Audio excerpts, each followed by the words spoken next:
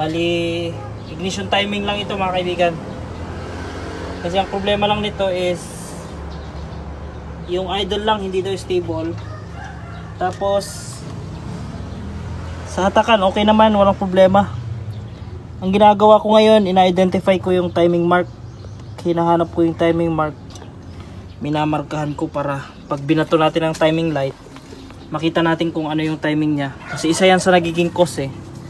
Pag hindi naka-timing yung ignition timing natin o yung distributor, yung firing ng distributor, ay talagang pagmumulayan yun ng hindi mapatino na minor. Sa carburetor wala akong nakitang problema sa carburetor. Okay yung carburetor niya, kapapalit nga lang daw eh. So ang unang gagawin ko talaga, timing. I-set natin sa tamang ignition timing, then after that saka natin gagalawin yung carburetor. Pandarin niyo po.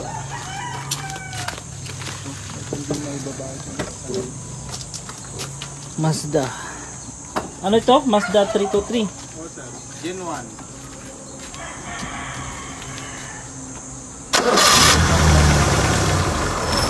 Madali naman pandarin. Ilang araw na hindi na pandar, no? Pero madali lang naman pandarin. Pero ano yung problema niya? Yung issue niya, hindi stable yung idle niya. Hindi siya naging steady. Gagamit niya lang. Magmula nung nagalaw ito, nagpapalit ng oil seal, hindi natin yung idle. Nawala sa timing. Oo, ito yung manginigo. Dati yan, sa unang andar niya, siguro wala pang 1 min. Nakikita mo na yung tining niya. Ito, tingnan mo. Sige, tingnan natin. Itono ko na lang yan. Tapos sabi ni Utong, siyempre, kasi ito, sinamba-sambahan niya lang ito mga to.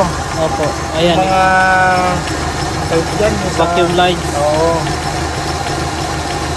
Sige.